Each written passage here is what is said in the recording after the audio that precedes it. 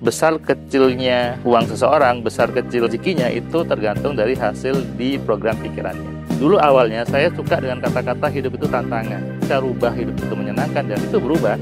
Ketika seseorang itu lahir, dari keluarga yang miskin, dia akan hidup di circle, di lingkungan yang miskin juga. Sebaliknya orang-orang kaya, dari kecil lahir dari keluarga yang kaya, lingkungannya kaya, teman-temannya kaya, sehingga dia lebih besar potensinya jadi kaya. Ini yang buat orang kemudian berganti-ganti bisnis, berganti-ganti pekerjaan, tetap aja nggak kaya-kaya. Kenapa? Di kepalanya masih banyak.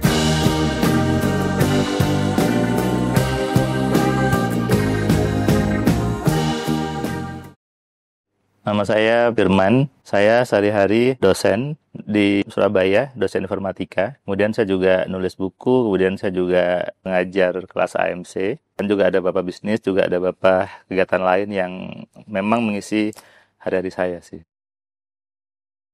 Dulu saya waktu kuliah di Bandung, di STT Telkom itu pernah masuk di zona, saya sebutnya zona jahiliyah gitu ya. Di mana waktu itu saya ada hutang besar, kemudian saya pergi ke orang-orang yang nyebut dirinya pinter, suruh berendam di sungai, suruh di kuburan, nikah sama jin dan sebagainya. Kemudian saya pergi ke Darut Tauhid, kemudian di situ Agim bilang bahwa yang kamu ubah harusnya itu pikiranmu. Ketika saya mengubah ternyata itu selesai gitu ya. Dan ketika saya kemudian bekerja, lulus kuliah, saya waktu itu kerja di teknisi VSAT. Saya bagian engineer VSAT satelit itu. Ketika saya masang antena VSAT, tiba-tiba saya jatuh gitu ya. Saya jatuh, saya sempat protes sama Allah, sama Tuhan. Ya Allah, aku tuh salah apa? Aku udah rajin sholat, udah rajin puasa, kok dibuat jatuh? Sampai ketika saya ngeset server itu, tiba-tiba terpikirkan bahwa harusnya yang kamu ubah bukan hanya server saja, yang kamu program bukan server tapi juga pikiranmu. Nah, di situ saya mulai sadar bahwa iya ya, berarti semua karena program di kepala saya.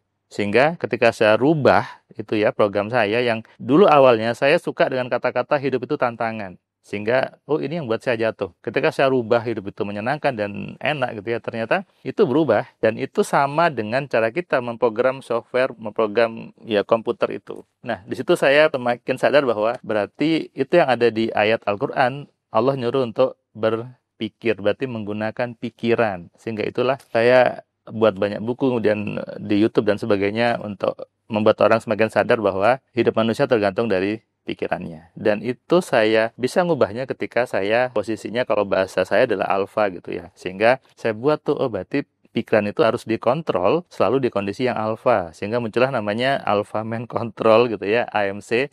Metode bahwa semua orang itu harusnya mengontrol pikirannya di state alfa, yaitu santai, supaya bisa memprogram, bisa berdoa dengan benar, bisa modifikasi, dan apapun yang diinginkan itu terjadi.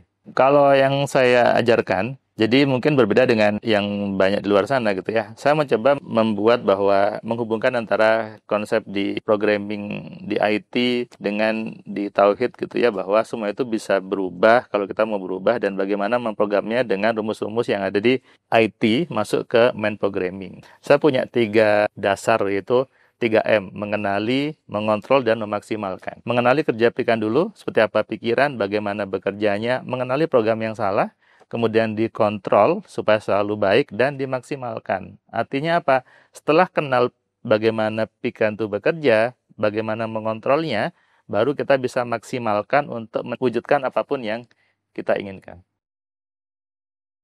Nah, ini yang perlu dipahami oleh banyak orang, bahwa sesungguhnya besar kecilnya uang seseorang, besar kecilnya rezekinya itu tergantung dari hasil di program pikirannya. Karena faktanya banyak orang itu takut sama uang. Tadi ketika saya ada kelas AMC hari ini di Bandung, terlihat bahwa yang nilainya bagus, yang masuk orang suka sama uang, itu dari 30 peserta hanya 3 orang saja. Artinya apa? Banyak orang secara terukur itu memang takut sama uang. Dan ketika mereka sadar, mereka ketawa. Iya juga ya, kenapa mikir seperti itu? Ternyata salah. Nah, ini yang buat orang kemudian berganti-ganti bisnis, berganti-ganti pekerjaan, tetap aja nggak kaya-kaya. Kenapa? Di kepalanya masih banyak program yang takut untuk kaya, takut dengan uangnya. Dan itu jadi percuma saja, dia bisnis apapun, dia bekerja kemanapun, akan tetap saja hidupnya. Ketika ada orang merasa dia sudah macam-macam tapi merasa mentok, sebetulnya itu karena dia belum kenal, belum tahu bahwa pikiran itu bisa dipakai.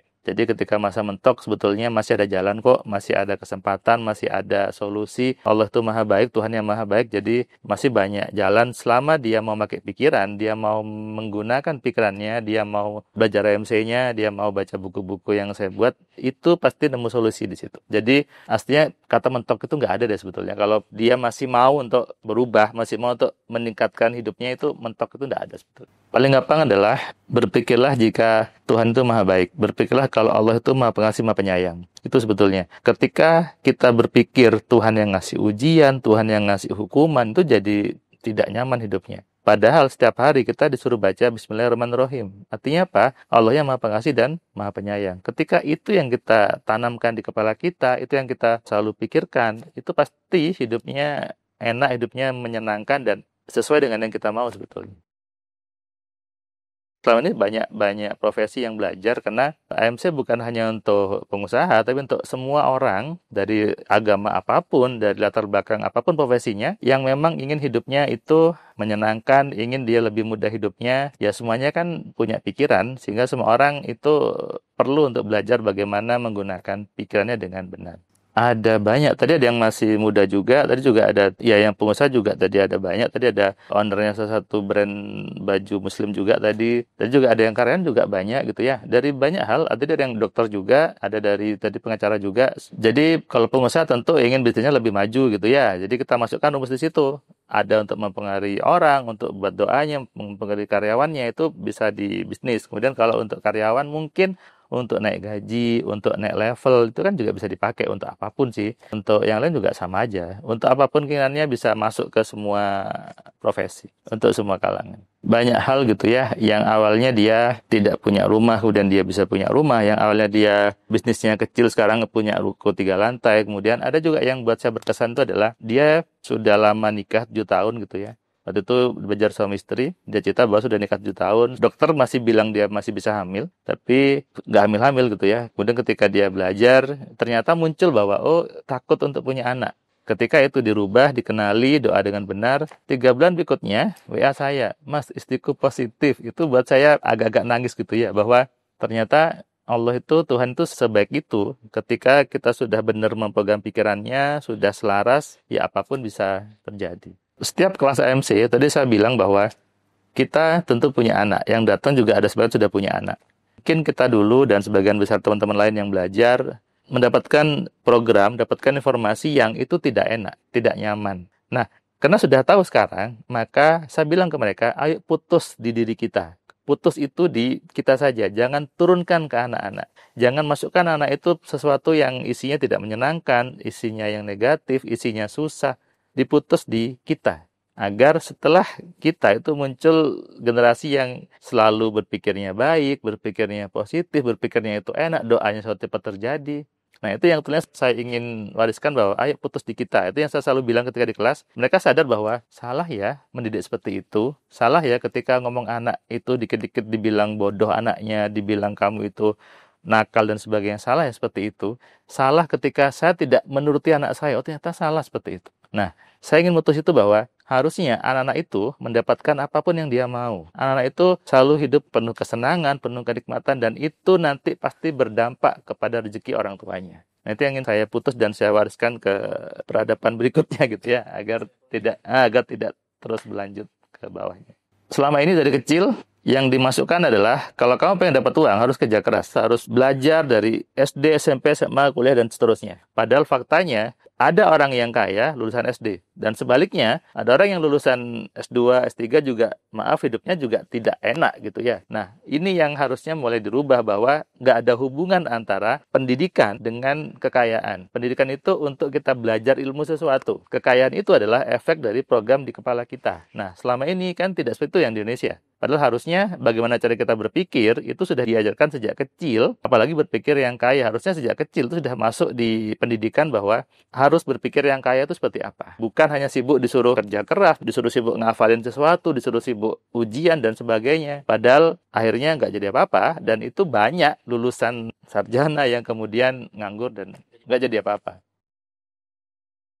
AMC itu yang berbedanya, kalau lain mungkin suruh lompat-lompat, suruh nangis-nangis. Tadi kita nggak ada nangis-nangis, nggak ada lompat-lompat gitu ya. Dan semua orang bilang ini logis gitu ya. Karena yang saya juga basicnya dosen, basicnya ilmiah tentu ngajarnya dengan yang logis. Kemudian tetap berhubungan dengan Tuhannya. Artinya apa? Di situ kita belajar bagaimana cara berdoa yang benar. Jadi ketika sudah pakai pikirannya oke, kemudian ada rumus untuk berdoa. Sehingga saya buat ada namanya rumus keinginan. Itu ada 2 rumus keinginan, step-stepnya ditutup dengan berdoa. Karena banyak orang terkadang sibuknya langsung mencari doanya, tapi tidak pakai pikirannya dulu. Jadinya ketika doanya tidak terjadi, nyalahkan Allahnya, nyalahkan Tuhannya. Padahal dia tidak benar dulu rumusnya, tidak menggunakan pikirannya, itu yang salah. Makanya di AMC kita ngajarkan untuk mengenali, mengontrol, dan memaksimalkan pikiran. Sekarang ini kan informasi itu gampang banget masuknya gitu ya. Dan hampir tiap hari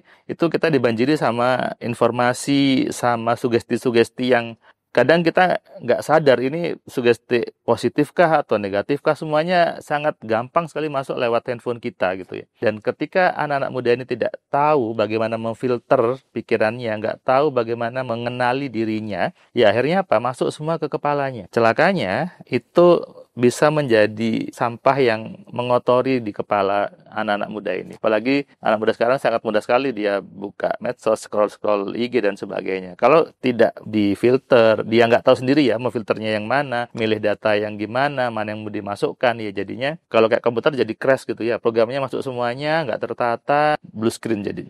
Ketika dia masih muda, masih sedikit program di kepalanya, ketika dia sudah tahu lebih awal, itu jauh lebih mudah untuk melejit sebetulnya. Tadi ada ibu-ibu dari Temanggung, dia nangis di kelas, saya tanya, kenapa Bu kok nangis? Saya agak nyesel sih Mas, kenapa baru tahu ini seumuran sekarang? Harusnya kan di dulu bisa lebih kaya. Dan juga ada ibu-ibu yang sudah agak lebih tua lagi, dia bilang, kenapa baru sekarang ya paham ini? Nah, itu yang saya sebetulnya ingin sampaikan juga bahwa seandainya anak-anak muda itu dia belajar sejak awal, dia tahu bagaimana mengelola pikirannya, bagaimana dia menentukan impiannya, dan itu akan lebih cepat melesatnya daripada yang sudah senior-senior, sudah kadung banyak informasi, kadung banyak program, kadung banyak sugesti yang sudah terlalu banyak gitu loh, daripada anak-anak muda yang masih fresh, masih belum terkontaminasi gitu ya.